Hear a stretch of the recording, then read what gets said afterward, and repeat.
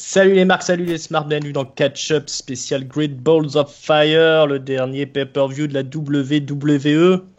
Je suis ringside et pour m'accompagner ce soir pour analyser tout ça, Hank, l'incroyable Hank, comment vas-tu mon bon?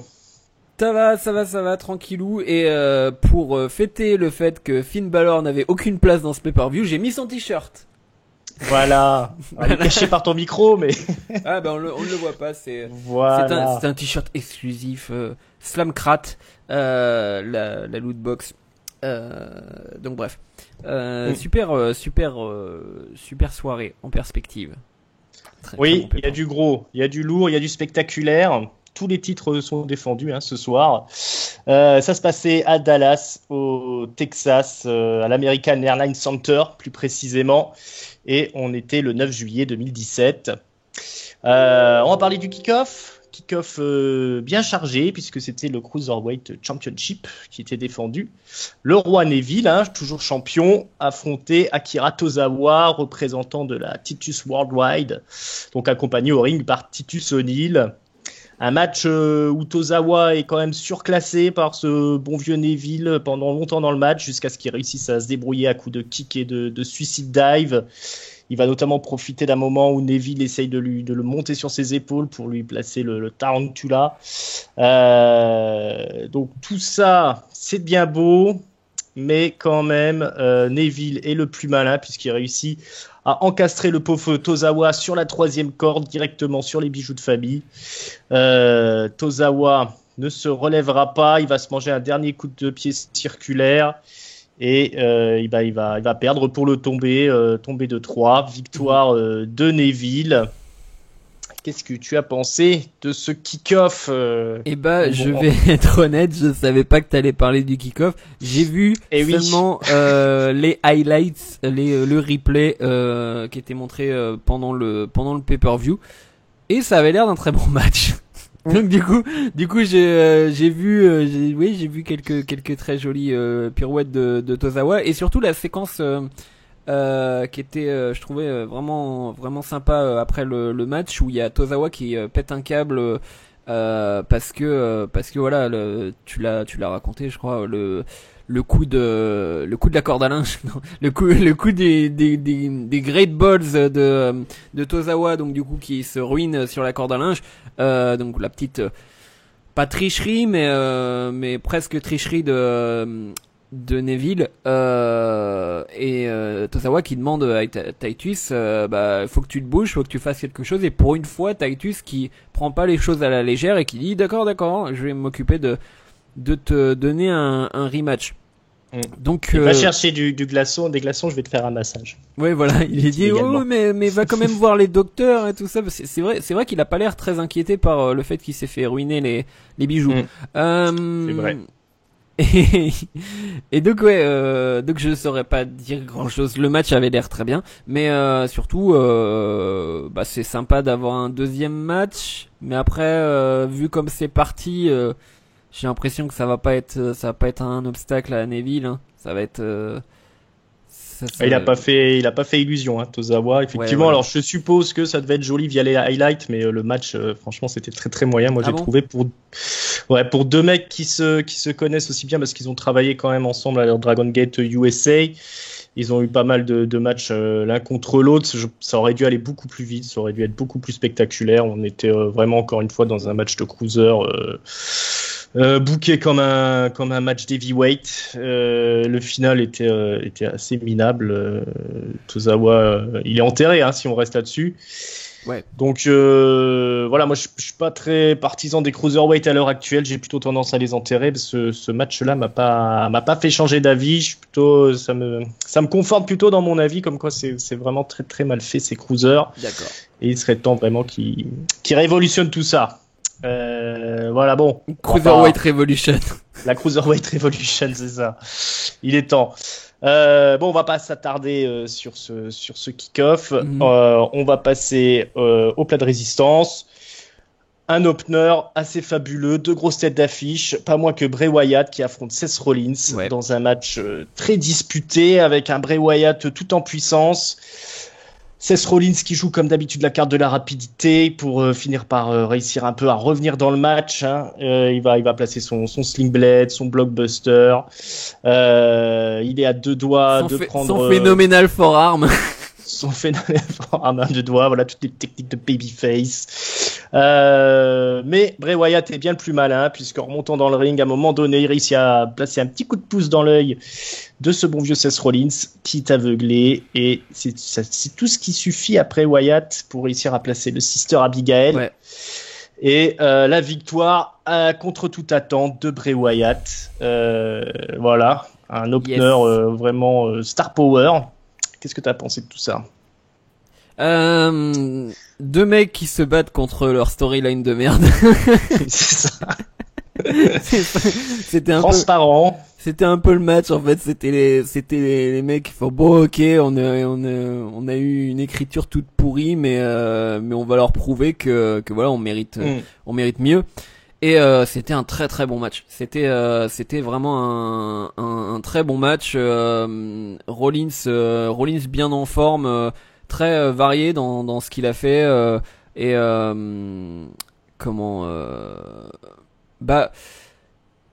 après j'ai un peu rigolé sur le finish parce que ça me fait toujours marrer les mecs qui sont aveuglés mais qui peuvent pas kick out. genre j'ai mal aux yeux, du coup je peux plus bouger, il peut plus bouger son corps, il peut pas sortir du tombé. Mais bon, non mais voilà, c'était un très bon match. Je suis super content de la victoire de Bray Wyatt. Après, j'espère juste qu'ils arrivent à la rattraper cette histoire, en fait, qu'ils arrivent à faire quelque chose. Et qu'ils se tournent pas les pouces comme ils ont fait les dernières semaines, parce que du coup on va encore genre se faire chier pendant 3 semaines et avoir un bon match en 4 semaines et avoir un bon match dans 4 semaines. Le prochain est-ce que le prochain c'est direct? Non, c'est pas SummerSlam, c'est si c'est le prochain pay-per-view. Non, il y en a un avant. Il y a Battleground entre-temps. Battleground, oui, non, il y a Battleground. Oui, non, Battleground c'est SmackDown, donc du coup après je ne sais plus, mais en tout cas j'espère en tout cas que ça sera mieux écrit par la suite, mais content, puis surtout finalement cette victoire de Bray Wyatt, même s'il y a le petit coup dans les yeux, elle est presque clean, il y a pas d'intervention extérieure, donc ça fait du bien pour Bray Wyatt. Il avait besoin d'une victoire, et justement c'est le moment de faire tourner cette rivalité et d'arrêter les enfantillages de je suis un dieu, non t'es pas un dieu, etc. Là Bray Wyatt il lui a montré qu'il surpassait, donc il faut qu'il y ait quelque chose comme un doute chez Rollins, il faut qu'il y ait quelque chose, un nouvel angle dans cette histoire. Mais c'était un très bon opener. Ouais, niveau de qualité du match, effectivement, c'était très très très correct. Moi, je suis jamais rentré dans le match, hein, honnêtement. Ah bon? J'ai regardé ça d'un œil distrait. Alors, j'ai testé, si tu veux, les commentaires français de Raymond Rougeau et de Jean Brassard. Donc, ça m'a rappelé ma jeunesse. J'étais un petit peu transporté. Ce qui fait que je suis quasiment pas rentré du tout dans le match tout du long. Mais il y avait rien de catastrophique. C'était joliment exécuté. Mais bon, quand il y a une storyline qui va nulle part, on est sur un match qui va manquer d'intensité, même si les deux on fait du bon boulot. Hein. Après, le truc aussi, c'est que j'aime beaucoup les deux. Enfin, Rollins, c'est mon chouchou depuis tellement longtemps. Donc, cette histoire des commentateurs canadiens, j'ai entendu sur C'est ça le catch, justement. Il me semble. Attends, oui, si, c'était sur C'est ça le catch que, soi-disant, Agius et Shiro, en fait, pour l'instant, là, ils sont un peu écartés des invitations de la WWE, et est-ce que ce serait ça, du coup? Ce serait genre les Canadiens qui ont pris la place du commentateur francophone, et des commentateurs francophones, et ça c'est un peu Ouais, ça c'est un peu triste effectivement. Hein. Ils vont devoir rester dans leur studio en France. Ajus et Chéreau, c'est renouvelé le contrat avec AB1, donc ils vont continuer à faire les commentaires à la télé, mais sur le network, sur le réseau, comme ils disent, le réseau WWE, ce sera la team old school, Jean Brassard, Raymond Rougeau.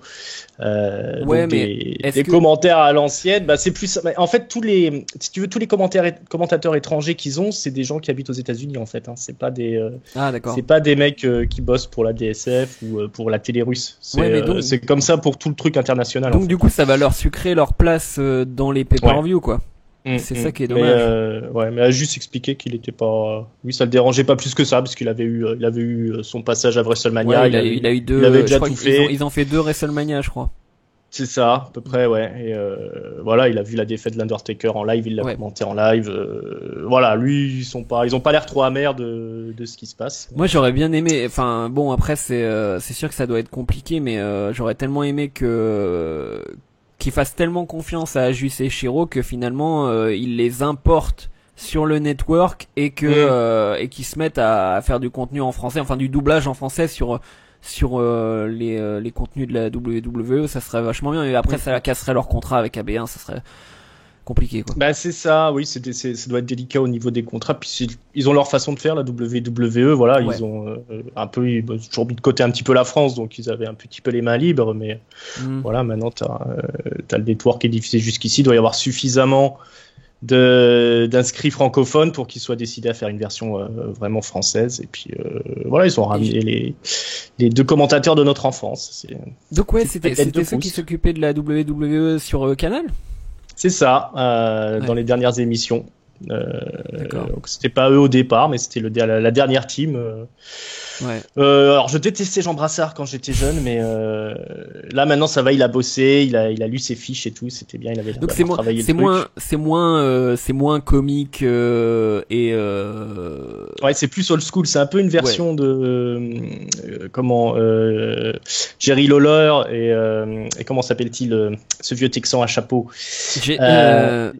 Non, j'allais dire JR. Jim Ross. Voilà, ils ont un peu la même dynamique entre les deux. Il y a un méchant un peu caricatural et puis le gentil qui commente en play-by-play, quoi. Okay. Mais c'est sympathique. Raymond Rougeau, lui, c'est un ancien catcheur WWE, donc il maîtrise bien tout ce qui est technique dans les descriptifs, les choses comme ça. Mais c'est vraiment une autre façon de commenter, très très old school. Hein. Faudrait que j'essaye. J'ai gardé le. Puis c'est rigolo, il francise toutes les prises. Donc il y a le Dirty Deeds qui devient le sale coup. Et tout ce genre de choses. Il lui a mis le sale coup. Le sale coup. Voilà mon petit coup de cœur de la soirée. Donc voilà, Bray Wyatt face à Seth Rollins. On aura la suite à Monday Night Raw, je pense. Ça va pas s'arrêter là. Seth Rollins, il va vouloir sa revanche. Un gros affrontement encore qui va suivre, qui nous sort d'une grosse storyline, qui une pleine de suspense à Monday Night Raw. C'est l'affrontement tant attendu entre Enzo Amore et Big Cass. Enzo Amore qui débarque au ring et qui va nous faire une longue promo de quasiment 10 minutes où il va cracher ses tripes, voilà, il va mettre le feu au public. Il n'est pas là pour se faire battre, ça va taper sec. Big Cass débarque, Enzo se jette dessus, le frappe avec ses petits poings, mais c'est tout ce qu'il fera du match. Après il va se faire laminer pendant de longues minutes, Big Cass va s'amuser avec lui jusqu'à le prendre, le soulever, le jeter à l'extérieur du ring, et puis ça va se terminer il revient, il est à 2 doigts de se faire compter à l'extérieur et il revient quand même dans le ring pour se taper le Big Boot. Big Boot, voilà. Serpillière, torchon, chiffon, carpette. 1, 2, 3, c'est fini. Big Cass est le grand gagnant. Il lève le bras, il est content. Il a une nouvelle musique. Elle est horrible, sa nouvelle musique, putain. Elle est horrible, sa nouvelle musique, exactement. Espèce de métal dubstep. Un style un peu horrible aussi et un physique pas au top, Big Cass. Je l'ai pas trouvé très affûté. Je le trouve un petit peu bedonnant. Mais dis-nous un petit peu ce que tu as pensé de ce match, ce qui est un squash. Finalement, ce qui est ce qu'il y a à raconter sur ce match, c'est surtout la promo de Enzo avant. Alors j'aurais pas tout à résumer parce que en fait il est parti, je crois, d'une chanson, une vieille chanson de Sinatra ou un truc comme ça, et il a parlé de son amour de Sinatra, effectivement. Voilà, et en fait il a un peu décortiqué les paroles et repris ça vis-à-vis de son histoire avec Big Cass, mais surtout ce qu'il a fait, c'est qu'il a fait donc du coup cette grosse promo où il a chauffé le public au fur et à mesure, il avait une pop de plus en plus grande à chaque fois qu'il finissait ses phrases, et il a fini par enterrer finalement Big Cass en utilisant la catchphrase de Big Cass, SAWFT, l'histoire de dire ta réputation elle est morte, ton gimmick il est mort parce que c'est moi qui ai tout fait, etc. Et donc du coup c'est vraiment genre l'insulte suprême. Il a terminé avec tout le public qui désignait Big Cass, Casshole, comme dirait l'autre, comme soft, SAWFT. Mais sinon le match, oui, c'était ce que tout le monde attendait, c'est-à-dire Enzo qui se fait balader comme un pantin, et donc ça a pas fait, j'ai pas l'impression que les deux aient plus brillé que ça, à part peut-être enfin en tout cas ça a pas endommagé la réputation de Enzo, parce que personne s'attendait à ce qu'il gagne, et que juste avant il avait fait une promo, quand même une des meilleures promos je pense de l'année, hein. Donc un peu trop longue à mon goût, mais ouais, elle était, ouais, il dégage au micro, hein, il y a pas à chier, hein. On a l'impression que là ces derniers temps il arrive, il doit avoir 2 minutes d'écrite et après le reste il fait un peu ce qu'il veut. La dernière fois là à Raw, il avait fait n'importe quoi, il avait fini sa promo, il est parti, il est revenu, il a repris le micro, enfin c'était bizarre. Ouais, il lâche plus le micro une fois qu'il l'a, hein. Ça va devenir sa spécialité, je crois. Donc voilà, qu'est-ce qu'ils vont pouvoir faire avec ça, comme je disais justement dans, je sais plus si c'était le dernier podcast ou l'avant-dernier, ils auraient sûrement une alliance, ils auraient sûrement un match en tag team l'un contre l'autre plus tard. Donc peut-être que Enzo va aller chercher Big Show et Cass, je sais pas qui. Il a mis avec personne, Cass. Ça va être difficile pour Big Cass à mon avis, parce qu'il n'est pas assez spectaculaire dans le ring. Je vois pas ce qu'ils vont faire. En tout cas, c'était ce qu'il fallait. C'était pas trop long, et c'était pas trop court non plus, parce que voir un squash, ça aurait été un peu rude. Donc voilà, bon moment, rien d'exceptionnel, mais ça a fait le boulot.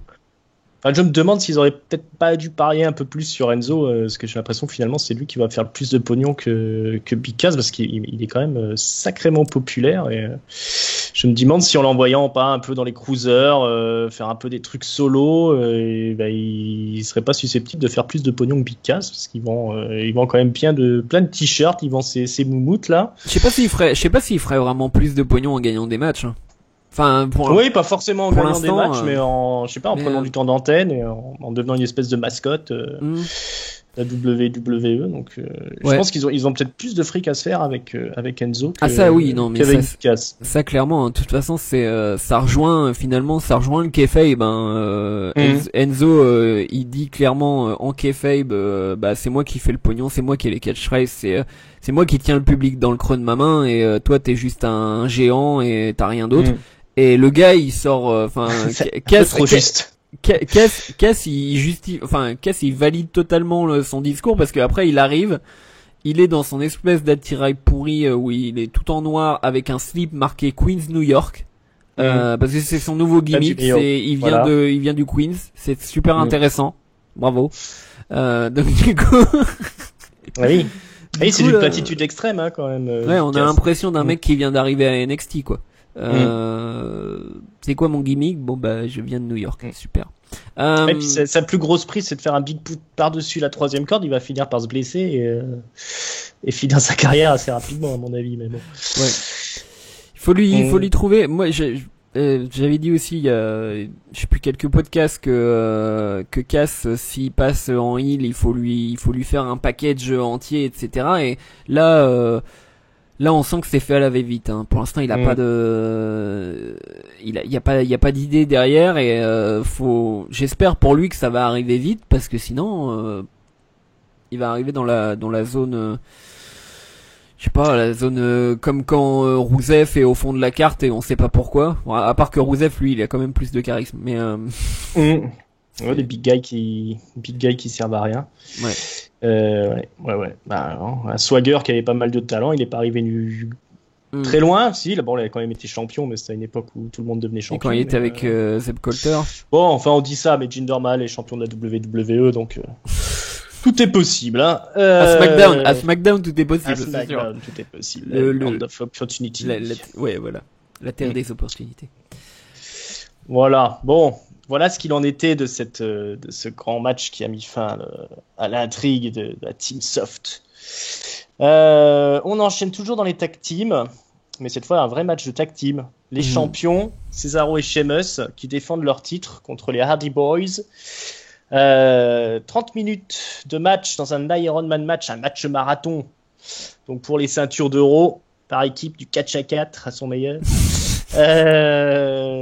Voilà, donc il faut faire le plus de tombées possible en 30 minutes et ça commence très fort puisque grâce à une diversion de Cesaro qui se jette sur Jeff sur Matt pardon, qui est l'homme légal mais qui se faufile sur le côté, et ben ça permet à Sheamus de placer un Brogue Kick destructeur qui met KO Matt 1, 2, 3 et tout de suite au bout de 20 secondes premier tombé pour les champions Sheamus Cesaro qui prennent l'avantage directement.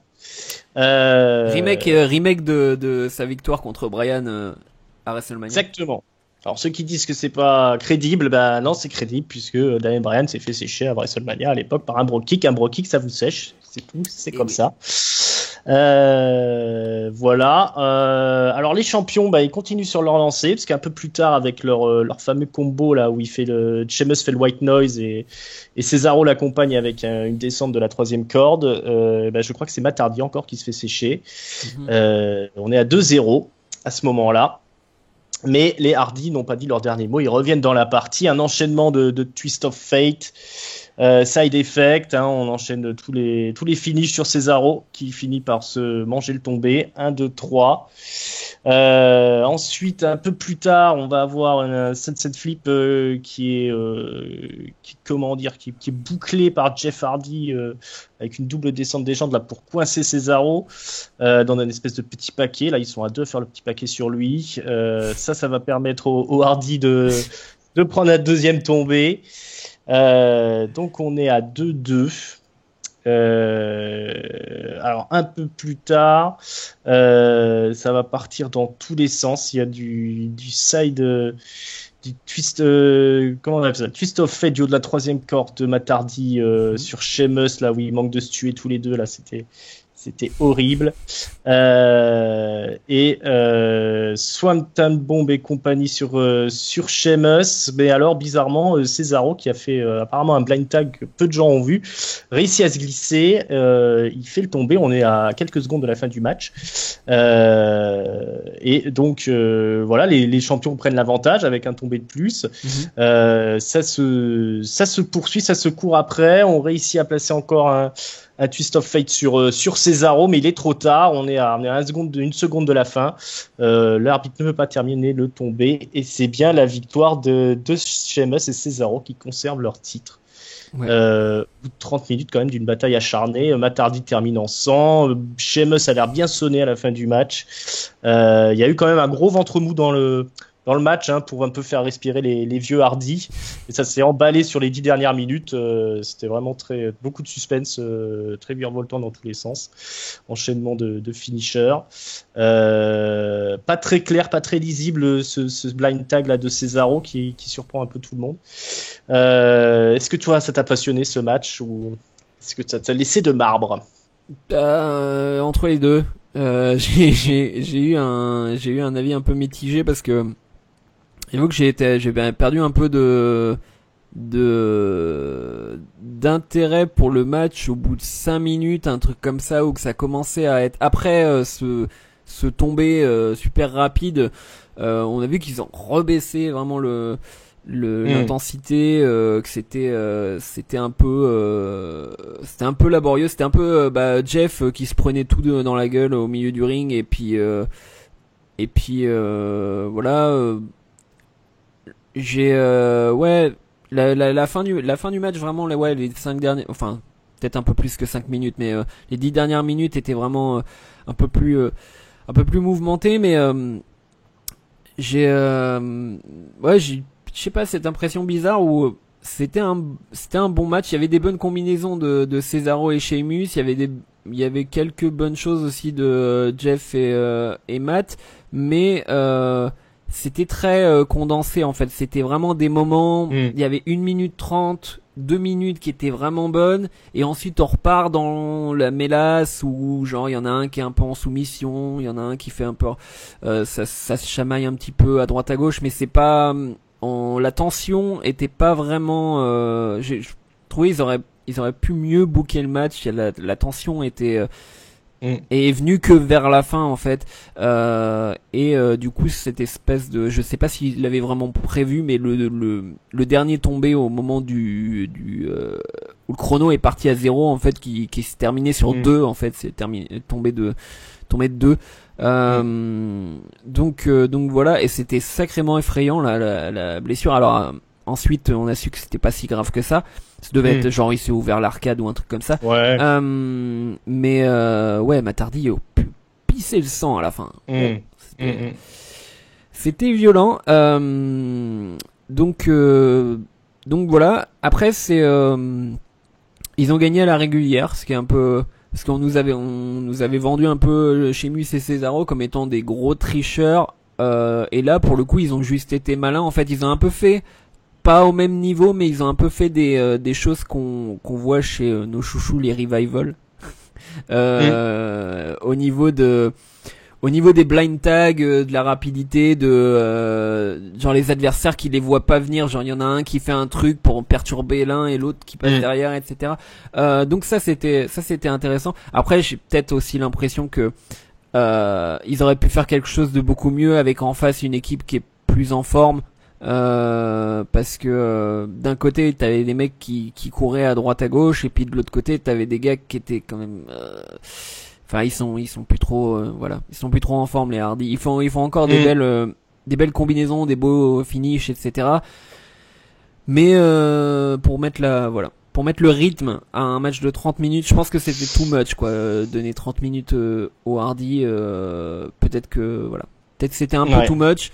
C'était pas une catastrophe non plus, c'était un bon match. Mais ça, si on me demande est-ce que ça méritait 30 minutes, je dirais non, en fait. Ça méritait peut-être pas 30 minutes, quoi. Ça s'emballe vraiment dans les dernières minutes, les 10 dernières minutes, et puis on sent quand même que on leur sert un petit peu la soupe entre guillemets aux Hardy, parce que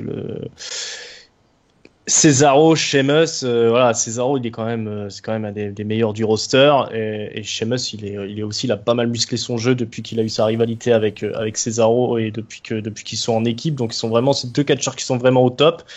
Et on voit qu'ils sont obligés de rentrer dans le scénario, de se laisser faire un petit peu. Il y a un petit problème de crédibilité entre guillemets, mais bon, les Hardy sont tellement populaires et ils ont quand même leur savoir-faire qui est assez c'est des professionnels, des vieux roublards, ils savent quand même comment gérer. Matt, un jour il faudrait que, je pense que c'est trop tard, mais un jour il faudrait qu'il perde son bide quand même. Matt Hardy, après quand on le voit avancer comme ça avec les mains comme ça, et qu'il met bien son canard, il met bien son bide en avant. On a du mal à. Avec ses chevilles de canard là, il marche comme un canard. Mais ça n'a jamais été un catcheur exceptionnel non plus, hein, Matt Hardy. Il y a maintenant en plus il est vieux, donc il s'en était bien sorti avec son gimmick de Broken Matt. Il y a un charisme maintenant qui ressort, qui est encore plus prégnant que dans sa jeunesse, mais après pour ce qui est de l'in-ring lui-même, ça n'a jamais été un des catcheurs les plus emballants quoi. C'est toujours très chorégraphié ce qu'il fait, et ça se joue encore, ça se voit encore là. Jeff lui était beaucoup plus spectaculaire, beaucoup plus unorthodoxe, là aussi les années se font sentir. Donc voilà, mais bon, après, c'est effectivement, comme tu dis, on sent l'impact aussi du revival des matchs qu'ils ont fait avec DIY, parce que c'est quand même booké assez sérieusement, c'est quand même assez travaillé. Alors, c'est des vrais matchs par équipe, quoi. On n'est pas encore au niveau évidemment de ce qui se faisait à NXT, puisqu'on n'est plus avec des genoux pour la plupart, mais au moins c'est travaillé un minimum et il y avait du suspense jusqu'au bout quand même. Après, c'est sûr que 30 minutes ça fait peut-être un peu long quand il y a un ventre mou comme ça. Mais, et là, on a envie de voir le duel de qualité Cesaro contre Revival. Ça va être... Ouais. Est-ce qu'ils vont le faire, parce que bon, ouais, c'est deux équipes heel, mais mais à savoir qui fait mieux les Revival. Cesaro ou Revival. C'est ça. Ça peut être un match énorme, hein, Revival contre Cesaro. Mais c'est vrai qu'il faudrait décider d'un face, parce que le Revival contre un heel, ça fonctionnera pas à 100%. Moi, comme ça pouvait marcher contre DIY, quoi. Je comprends pas. Si, je comprends, c'est à cause des Hardy, mais ça aurait été tellement mieux de garder Sheamus et Cesaro en face. Hein. Ça marchait très bien. Le public était vraiment dedans, donc. Il y a beaucoup trop de heal dans le roster actuellement. Donc, retournez-les en face, justement, dès qu'on aura... bon, alors j'ai pas regardé Raw, mais dès qu'on aura des broken Hardys, et il sera temps de peut-être, trouver un moyen de faire revenir Sheamus et Cesaro du côté clair de la force. C'est ça.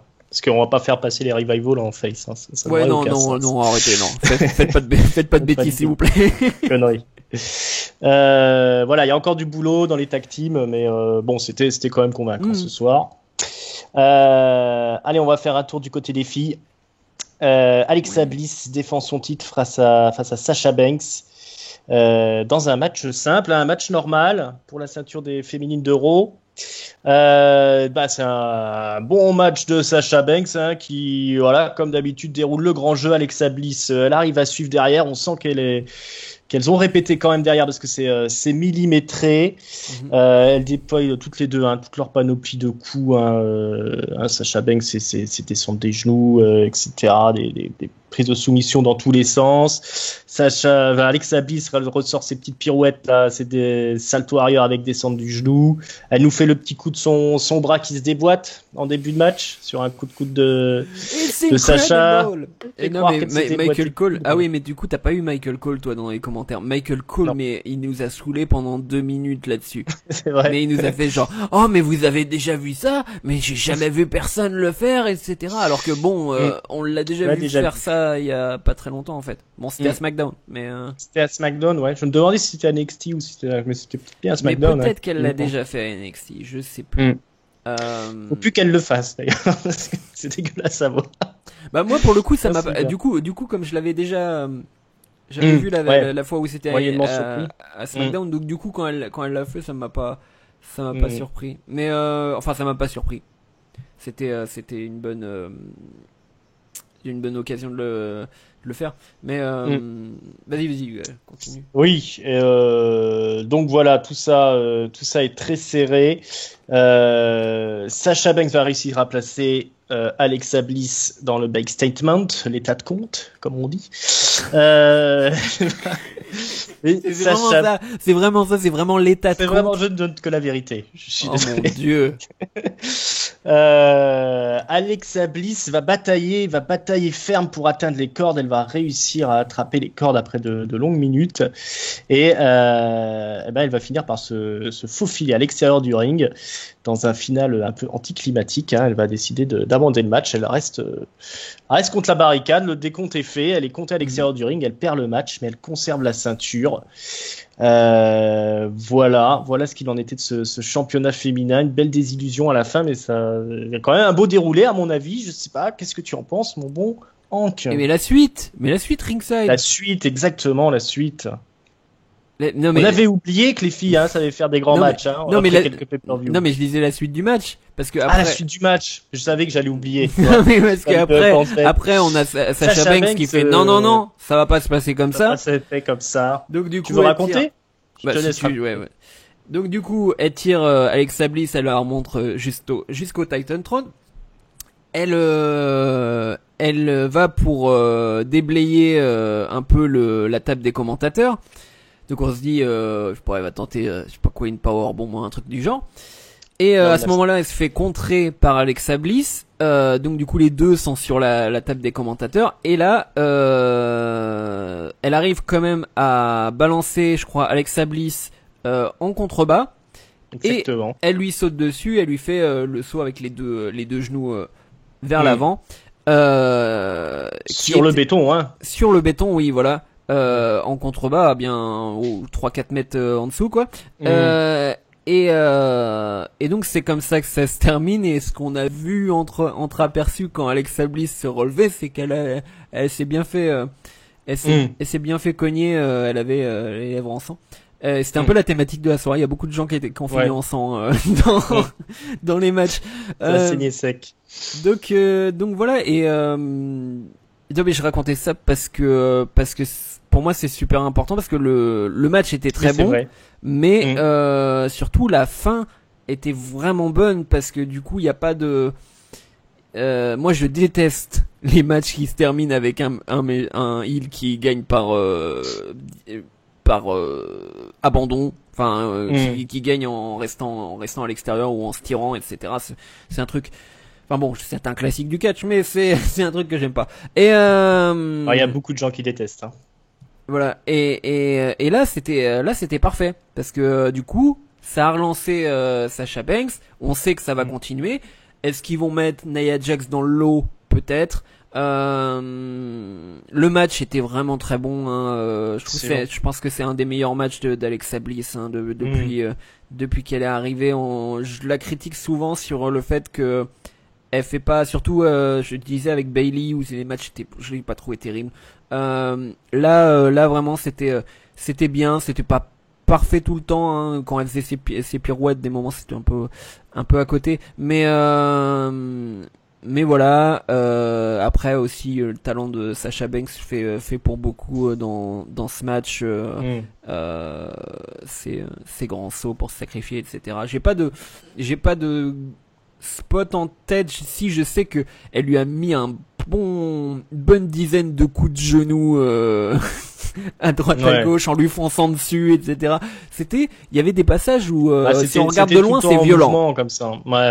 Il y avait des choses qu'ils ont montré qui étaient quand même sacrément violents pour du catch féminin. Voilà, très très bon match. La rivalité mériterait encore plus d'écriture et un petit peu plus de tension ou de bonnes promos entre les deux, parce que ça n'a pas été foufou, mais ouais, non, vraiment pas qu'ils nous fassent la vie de Sasha Banks, hein. Ouais, non, mais je crois qu'ils ont compris ça. Ouais. Très très très très bon. J'ai vraiment envie de voir la suite là pour le coup. Même s'ils mettent Nia Jax dedans, ouais, ça m'intéresse.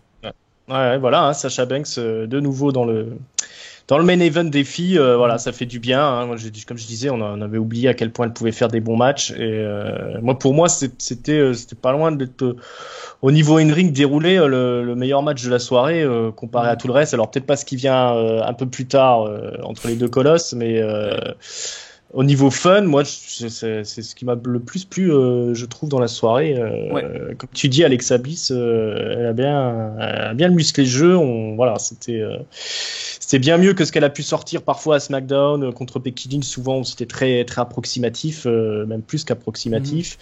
Là, voilà, ça cliquait, c'était bien, c'était rythmé comme il fallait, tout en mouvement, et puis cet incroyable post-match là où il y a cette descente des genoux de Sasha Banks sur le béton, la descente de 3 mètres là, incroyable. Elle remet encore dangereuse, un petit peu dans le ventre. Il y a l'estrade qui est à 1 mètre de là où elle tombe.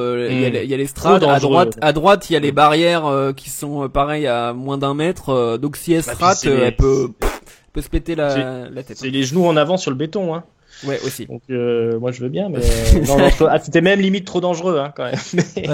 Mais voilà, sacrée image, sacré finish, voilà, 20 sur 20 pour les filles. On est content de revoir ça à Raw. Hein, c'est pas pour rien qu'on était content de la Révolution. C'était pour voir des choses comme ça, et puis on espère que ça va continuer. Yes. Allez, avançons après ce très bon moment. Le championnat intercontinental. Le Miz, accompagné de Maryse, le Mistourage, Bo Dallas, Curtis Axel, qui va affronter dans un combat inédit Dean Ambrose, le Lunatic Fringe. Donc un match, comme on a vu à peu près 40 fois depuis un an. Ça se rend coup pour coup. Le Miz, à un moment donné, va travailler la jambe de Dean Ambrose. C'est le petit truc un peu spécial de la soirée. Dans tout bien, tout honneur. Ambrose, il va très vite au début. Il va attaquer l'entourage tout de suite. Ça démarre à 100 à l'heure. Je me suis dit, ça y est, on va voir le Dean Ambrose des grands soirs. Mais finalement, pas spécialement. Il va se faire bien attaquer la jambe, prise en 4, etc. Et à un moment donné, il va quand même réussir à porter le sale coup, le dirty deed sur le Miz. Mais pendant le compte, Maryse va prendre la jambe du Miz et la poser sur les cordes. Donc l'arbitre annule le compte. Voilà.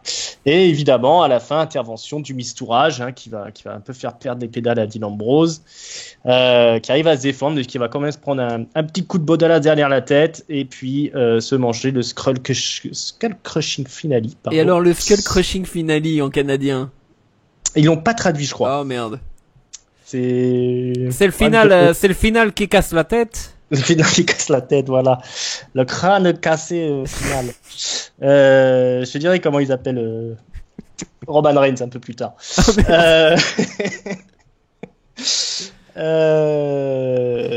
Voilà. Donc, après le Skull Crushing Finale, on ne se relève pas. Donc le Miz conserve sa ceinture. Après un match très très très classique où encore une fois le Mistourage n'a pas fait grand chose, parce que c'est Maryse qui sauve les miches du Miz. Est-ce que tu as quand même trouvé un intérêt spécial à ce match ou t'es un petit peu déçu comme Non. Même le costume de Bo Dallas j'étais à 2 doigts de la pause pipi pendant ce match. Pourtant j'aime bien alors par contre s'il y a un truc que j'ai bien aimé dans ce match qui concerne pas vraiment le match, c'est les looks totalement différents et distinctifs de Curtis Axel et de Bo Dallas. Il y en a un qui s'est dit bon tiens on va jouer alors Curtis Axel on va jouer les méchants un peu mafia en costard, et Bo Dallas il dit on va jouer les méchants façon biker, et donc du coup ils avaient 2 gimmicks qui allaient pas du tout ensemble. C'était n'importe quoi. Le match, franchement j'en ai quasiment aucun souvenir du match à part le finish. Ça servait à rien à part on croise les doigts, nous dégager Dean Ambrose de la ceinture intercontinentale. Arrêtez, mettez-le autre part. Ils arrêtent un petit peu leur rivalité, ça fait 1 an qu'ils sont dessus. Le gars il accroche à la ceinture partout où il va. Enfin tu me diras le Miz, mais le Miz il est venu avec la ceinture, donc c'est logique. Donc voilà, s'il vous plaît. Arrêtez avec Dean Ambrose. mettez-le autre part, s'il vous plaît. Faites-lui faire son heel turn, là. On veut avoir autre chose. Ça sert plus à rien. Ouais, alors, il y a 2 secondes, tu disais qu'il y avait trop de heal, donc bon.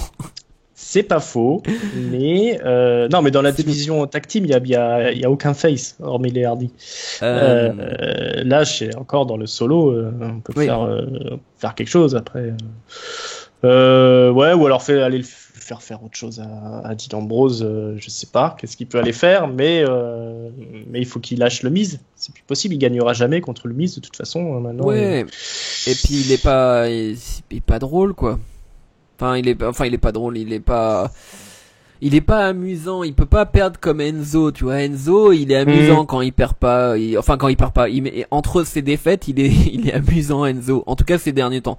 Et pendant un temps, il était pas terrible. Mais ouais, Dean Ambrose, là, en ce moment, c'est le même cinéma à chaque fois qu'on le voit, c'est du blabla, et puis en face de lui, il a un dieu du micro, quoi, et donc du coup, il peut pas, disons que s'il perd à chaque fois, ça fonctionne pas, son personnage d'espèce de petit malin, un peu rien à foutre. Il y avait un bon équilibre, je trouve, quand c'était Dean Ambrose contre Ziggler, où là ils avaient une bonne dynamique entre les deux, parce que c'est pas deux c'est deux mecs qui se débrouillent au micro, mais c'est pas deux mecs complètement enfin ils étaient à peu près au même niveau, je dirais moi, au micro, entre Ziggler et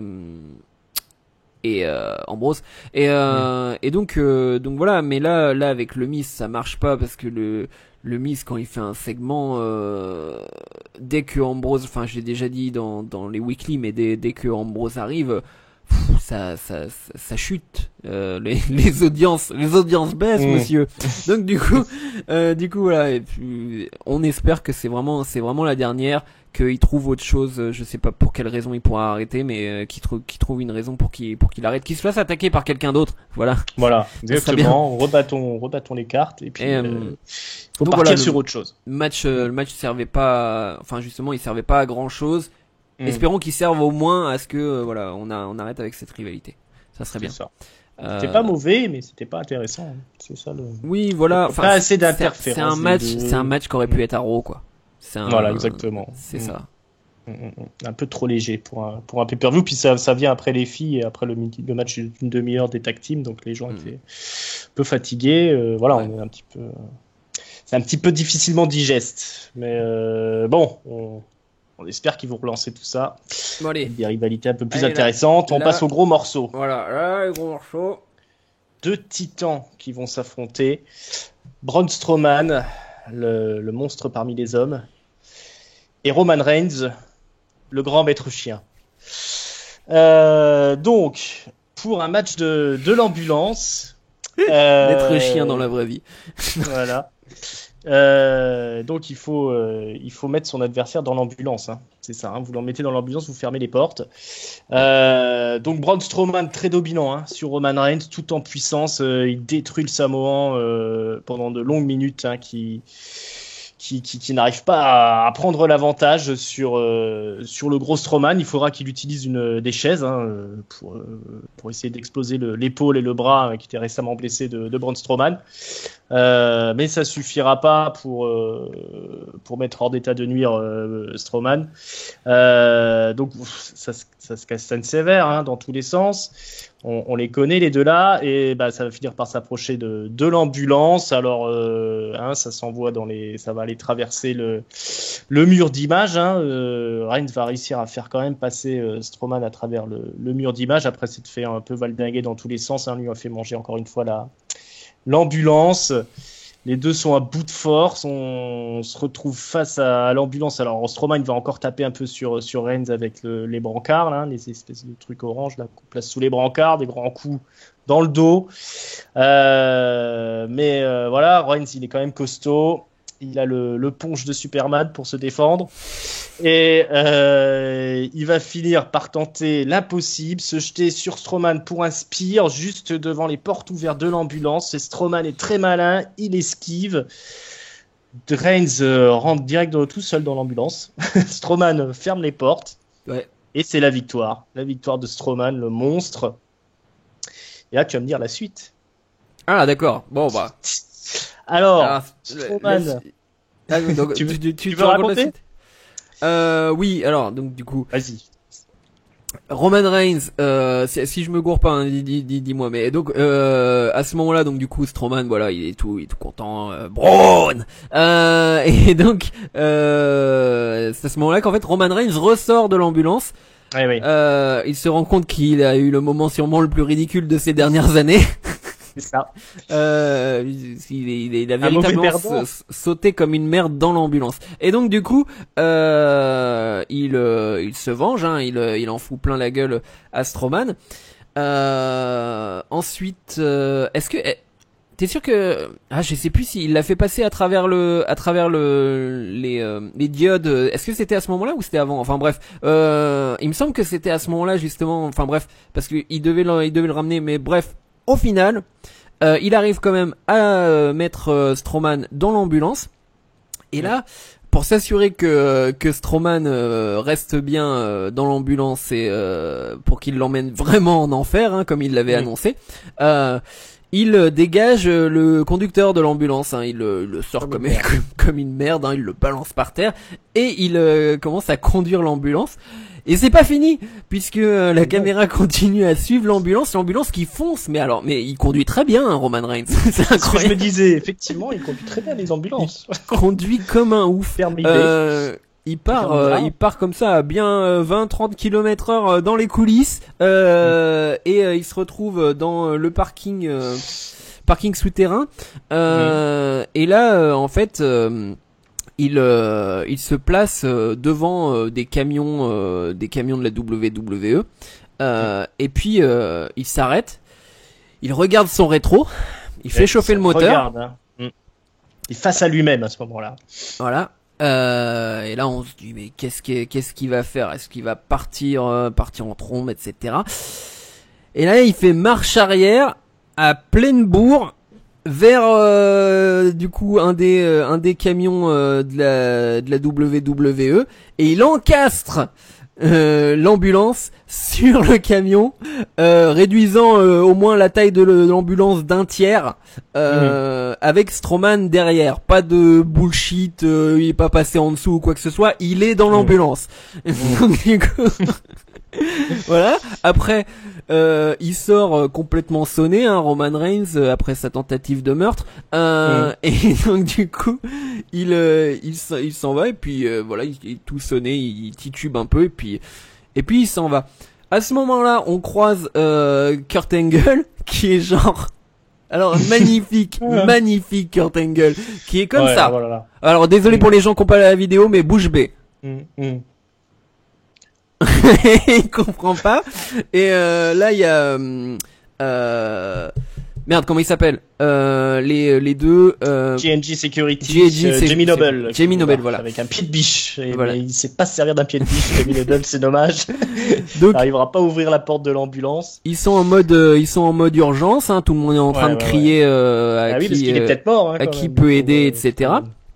Donc Jamie Noble essaie d'ouvrir l'ambulance avec un pied de biche, il y arrive pas, etc. Les pompiers doivent arriver, on les voit arriver de loin. Là je vous le raconte. T'allais dire? Je dis, pendant ce temps le show continue. Donc il y a un match en parallèle. Il y a un match en parallèle, oui. Complètement super réaliste. C'est donc du coup Heath Slater contre Kurt Hawkins. Donc du coup, l'arrache, ils débarquent, ils sont pas habillés, ils sont en train de finir de se nouer les trucs. Le main event de la soirée finalement qu'on nous passe en même temps. C'est ça. Et donc du coup, match. Du coup, on a un split screen, on a deux écrans, d'un côté le match et d'un côté cette situation perturbante. Au bout de peut-être 1 minute 30, 2 minutes, il y a les pompiers qui arrivent. Et puis ils utilisent, alors je sais plus comment s'appelle cet appareil, mais en fait c'est un truc qui utilise la pression de l'eau en fait pour ouvrir des portes. En fait c'est des instruments utilisés par les pompiers quoi. Et ils mettent bien 1 minute 2 minutes pour ouvrir pour ouvrir la porte à 3 endroits différents, et finalement réussir à sortir Strowman. À ouvrir et à voir Strowman. Donc Strowman qu'on essaie de mettre sur le brancard, et au bout de 30 secondes de Strowman qui fait non m'aidez pas et machin, etc., il arrive à repousser tout le monde et il sort de l'ambulance titubant, tombant environ tous les 2 mètres.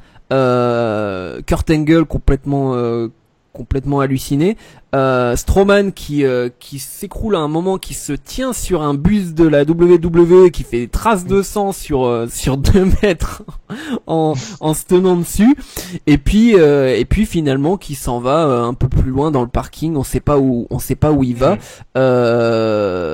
Kurt Angle se retourne quand même brièvement sur la caméra pour montrer son visage tuméfié là. Il y a un moment où il s'arrête et il se retourne pour regarder l'ambulance, et là on voit on le voit plein de traces de sang, et comme une espèce de bête blessée, il s'en va en grognant, et voilà, il veut pas, il les a repoussés, il dit me faites pas chier, etc. Et voilà, c'est la dernière image. On va pouvoir parler de tout ça, donc. Vas-y, Rick. Qu'est-ce que t'as pensé? Alors donc, info importante, Heath Slater gagne contre Heath Slater gagne contre Kurt on ne voit pas l'image. Hein. Oui, on entend juste l'annonceuse Jojo, je crois. Le résultat. Match énorme, hein, encore une fois, entre les deux Golgoth. Ça fonctionne toujours aussi bien, que ce soit Roman Reigns d'un côté, qui scelle comme un porc, Braun Strowman qui est toujours monstre de puissance. Il faut le voir, hein, choper Roman Reigns et le balancer d'un côté comme de l'autre, là, que ce soit sous le titantron ou le faire valdinguer sur l'ambulance. Et on n'a pas parlé du nocelle de la chaise aussi. Oui, bon, ça. Malheureusement, c'est encore génial. Un rookie, hein, Strowman, mais invincible, les coups de chaise, ça lui fait rien, c'est un monstre. C'était grand spectacle WWE, puis ce finish de l'ambulance. Donc là, on est dans le bigger than life. Hein, c'est sûrement too much, mais quand on regarde un pay-per-view de la WWE, c'est aussi des trucs qu'on veut voir de temps en temps. Hein, ces espèces de séquences complètement hallucinantes qui mêlent violence, vengeance et peut-être est-ce qu'on n'est pas sur un heel turn de Roman Reigns, le heel turn tant attendu, double turn. Il y en a qui parlent de ça sur le Twitter. C'est quand même un assassin qui fait un délit de suite, hein, Roman Reigns. Ça va être difficile d'en faire le héros des enfants. Après, le truc, c'est que on a eu aussi Randy Orton qui a brûlé une maison. Hein. C'est pas faux. Il éclairait des cadavres. Le meurtre n'est pas si important. Il était morte déjà dans la maison, mais tentative de meurtre et délit de fuite, c'est quand même grave, Roman Reigns. En tout cas, on en a eu plein les yeux là. Hein. Franchement, ouais. C'est ce qu'on veut voir parfois, hein, la WWE. Et puis, franchement, le match, c'était encore une fois spectaculaire. Hein. Ça fonctionne très bien entre les deux. Et puis pour ceux qui essayent encore de rabaisser Roman Reigns, il y a quand même un ceiling de fou, hein, donc que ce soit au niveau de ses enchaînements ou de la manière dont il vend les coups, maintenant il est passé quand même à un niveau supérieur. Là, c'est du grand spectacle, Roman Reigns, il n'y a pas à chier. Hein. Écoute, qu'est-ce que je peux rajouter? Moi, le truc du nocelle, justement, j'ai trouvé ça très bien joué parce que ça m'a pas choqué non plus. Hein. C'était fait c'était après une plutôt rude bataille dans le ring où quand même Reigns s'est fait quand même assez maîtriser, et surtout cette rapidité incroyable de Strowman, hein, dans le ring, je pense que c'est vraiment sa particularité. C'est moi je me souviens pas de géant de cette taille, de cette musculature aller aussi vite dans tout ce qu'il fait. C'est incroyable comme il est malin et ouais, vraiment excellent sur tous les points, quoi. C'est incroyable. Et oui, du coup, toute cette séquence à côté de l'ambulance, géniale. Pourtant on en avait déjà vu ces dernières semaines, mais là on a eu un nouveau spot de Roman Reigns qui se fait balancer sur l'ambulance. Qu'est-ce qu'il prend? C'est incroyable. C'est ça, hein, il donne de sa personne. Hein. Et donc ouais, et ce finish qui est improbable, que personne n'avait imaginé ça, quoi. Ouais. Et c'est la rivalité de l'année pour l'instant. Je vois pas. Pourtant, j'aime beaucoup Lesnar Joe. On va en parler juste après, qui est une super rivalité, etc. Mais là, on est tellement. En plus, il y a de l'historique derrière, etc.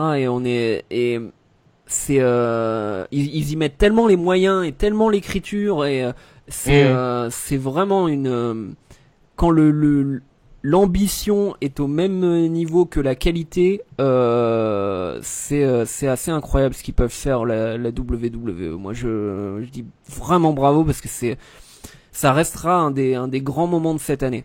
Donc magnifique. Côté hollywoodien de la WWE là qui ressort, c'est voilà, grand spectacle. Moi, je suis client. Et on reste toujours, on reste toujours à la fin. circonspect et en même temps se demandant qu'est-ce que ça veut dire pour la suite, qui est le gentil, qui est le méchant, comment ça peut se résoudre finalement cette histoire, parce que ça devient vraiment infernal cette rivalité, ça devient vraiment là pour une fois c'est dangereux pour le décor, ça coûte du pognon. Le nombre de fois où la WWE nous vend des héros qui disent je vais t'emmener en enfer, je vais je vais finir ta carrière, etc., et que finalement on arrive juste à un pur match où on arrive juste à une rivalité de base, et là on a un truc qui est juste flippant. Ouais. Tout le reste n'est que détails, hein, à côté de ça, au final. On voit, c'est les main eventers qui sont là. Bravo. Voilà, un grand moment, donc on en parlera sûrement au cours de l'année, hein, encore de cette rivalité entre Roman Reigns et Braun Strowman. Allez, on va attaquer ce qui a quand même un main event derrière, hein, ouais. Mine de rien. Match tant attendu entre le champion de l'univers Brock Lesnar qui affronte Samoa Joe. Donc, c'est Samoa Joe qui arrive en ring en premier. Lesnar arrive ensuite. Il y a une petite présentation. La Paul Heyman qui accompagne Brock Lesnar, se lance dans une présentation du champion, mais il se fait couper. Direct, Samoa Joe débarque on se prend à rêver, parce qu'il démolit Lesnar au moment où il lève la ceinture. C'est ça qui est magnifique. Au moment où Lesnar lève la ceinture et que Lesnar a dit you're reigning, defending, boum. Boum. Voilà.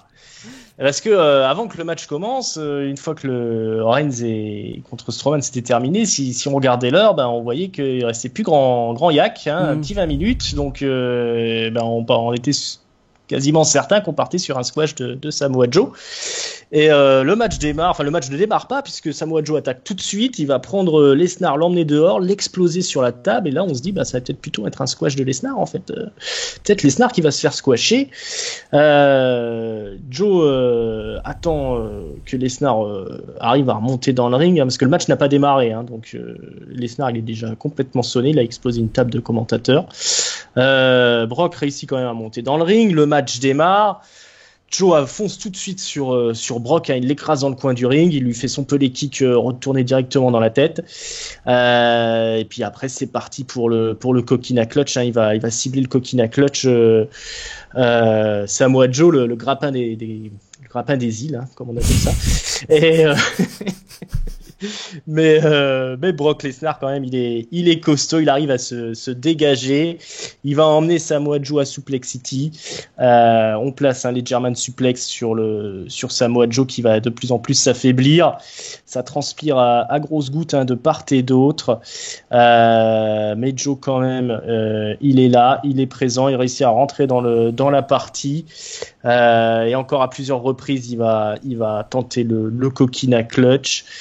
Il va avoir bien du mal à s'en sortir. Lesnar, il est à deux doigts de s'évanouir, mais il finit par soulever Joe sur ses épaules dans un ultime effort et il lui place le F5. Samoa Joe ne se relèvera pas. Tombé de 3, victoire de Lesnar après une bataille courte mais acharnée. Deux monstres qui s'affrontaient là. Joe n'a pas démérité en quelque sorte, on aurait aimé un peu plus de technique, un peu plus de prise, en soi un peu différente que des German Suplex et des coquina clutch, mais bon, ça se résume à ça. Joe se relèvera assez rapidement, et il jettera un regard assassin sur Lesnar qui quitte le ring, Lesnar au bout du rouleau, avec un Paul Heyman visiblement pas très satisfait de la performance de son champion. Ce main event, âpre, qu'est-ce que tu en as pensé, Hank?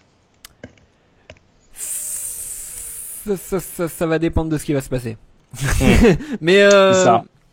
On aurait aimé voir la victoire de Joe, Ouais, j'avoue que j'y ai presque cru. J'y ai presque cru, mais la domination, peut-être à un bout d'un moment, j'ai trouvé la domination était trop franche pour qu'il gagne, parce qu'il l'a vraiment écrasé. Les 3/4 du match, c'est Samoa Joe qui en fout plein la gueule à Lesnar. J'ai beaucoup aimé un passage qui m'a fait penser à la MMA enfin l'UFC,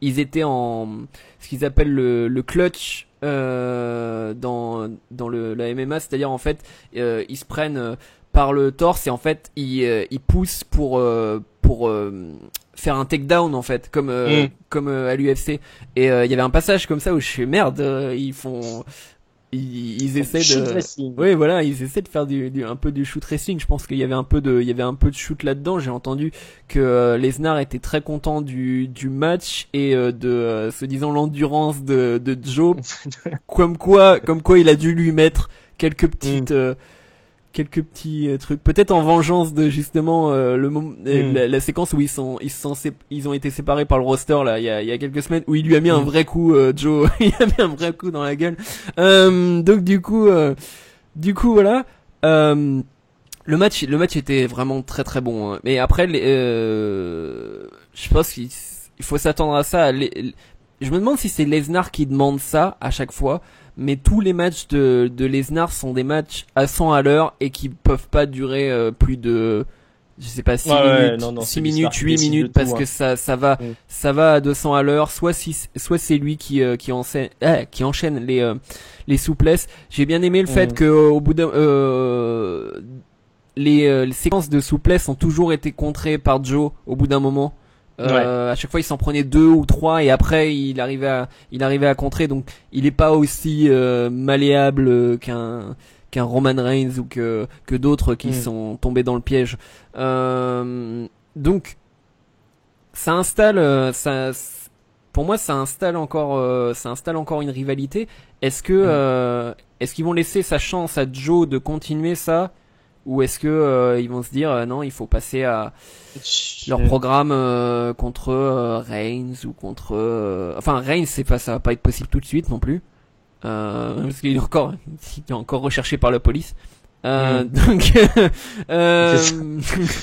je sais pas comment ils vont faire ça. Je suis quasiment persuadé à 99%, de toute façon si vous avez vu Monday Night Raw vous savez, persuadé à 99% qu'il y aura une revanche, mais est-ce que c'est juste une revanche pour faire bien, et puis voilà, ou est-ce que ils vont vraiment mettre la ceinture sur Joe là après ce match là? C'est quand même, Joe mérite la ceinture quoi. Ça, quand on voit ce match, on peut pas dire Samoa Joe a fait du bon boulot. Tu vois, non, Samoa Joe est un main eventer. Samoa Joe a fait un des meilleurs matchs contre Lesnar qu'on a vu ces 2 dernières années au moins. Samoa Joe aurait dû arriver à la WWE il y a 10 ans à peu près. Ouais. T'as vu la pop qu'il avait en arrivant quand même. Les gens étaient chauds parce que d'habitude c'était tout pour les stars. Ouais, d'ailleurs il se retenait, j'ai vu quand il arrivait dans le ring, il a regardé le public et j'ai l'impression qu'il se retenait vachement de sourire parce que il était, je pense qu'il était un peu impressionné quand même. Ouais, bah oui. Hein.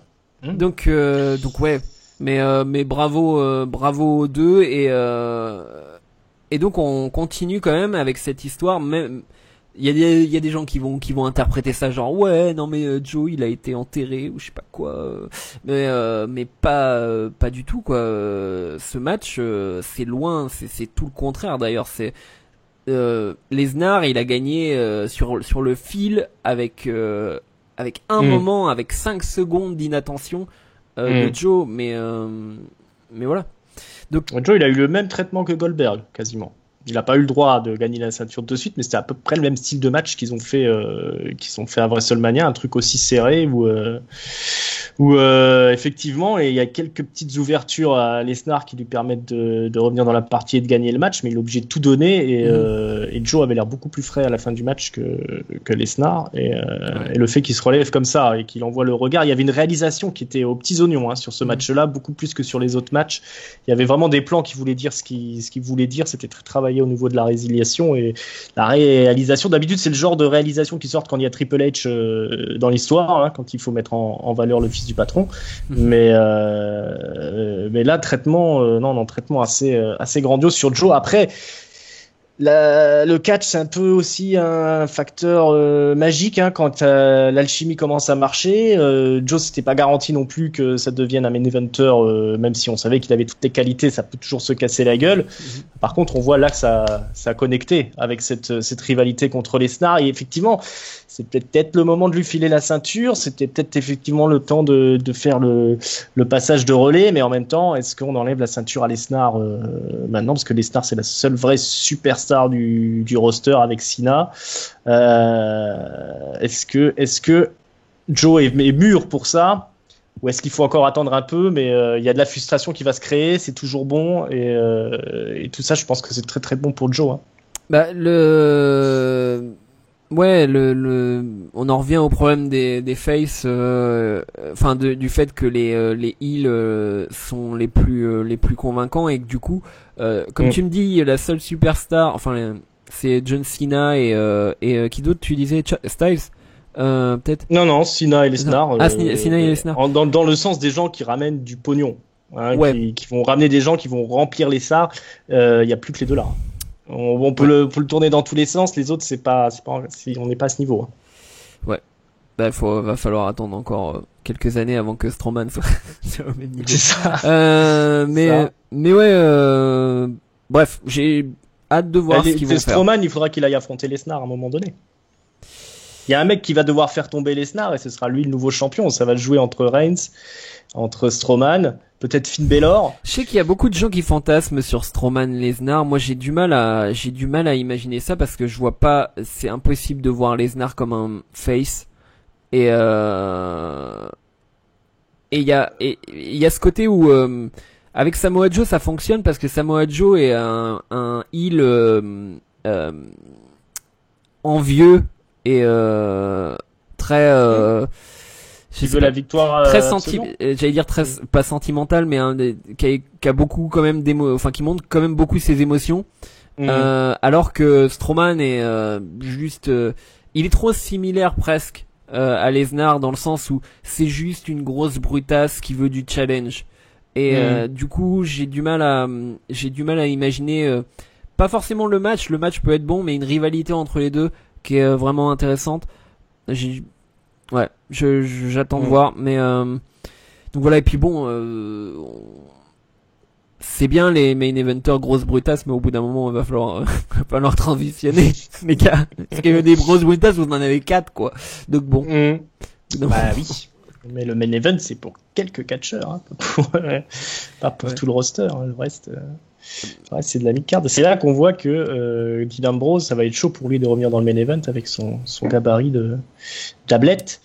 Ouais. Là, on est maintenant, on veut c'est des gros Golgoth qui s'affrontent et puis on a encore eu un main event qui est réussi parce qu'on a envie de voir la suite. Voilà, alors peut-être qu'on aurait pu espérer un peu plus de Samoa Joe, un peu plus de variété dans les prises, mais voilà, Lesnar il fait du shoot wrestling. Donc on a trouvé quoi donner à Big Cass. C'est Big Cass qui va devenir champion. C'est ça. Contre Lesnar à SummerSlam. Non mais voilà, mais hâte de voir justement le Monday Night Raw qu'on n'a pas encore vu, mais le prochain Hulk Hogan, le prochain Grand Star, le prochain Cena, c'est Mojo Rawley. Mojo Rawley Lesnar, WrestleMania 2020, vous verrez. Aïe. Voilà ce qu'il en était. Est-ce que tu as quelque chose à ajouter sur ce main event? Non. Star Power. On peut passer. C'était juste un très très très très très bon main event et à voir ce qu'ils vont faire avec cette rivalité. Mais en tout cas, le match était prometteur et le match a été au niveau de ce que j'attendais. Donc c'était. C'est ça. Très bien. Pas de déception.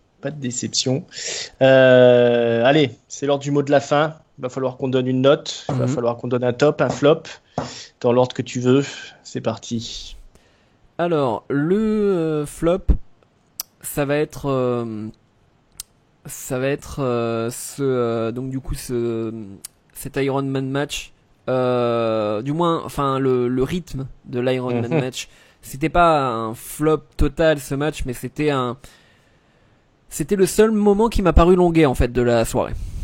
C'est le seul moment qui m'a paru un peu longué Voilà.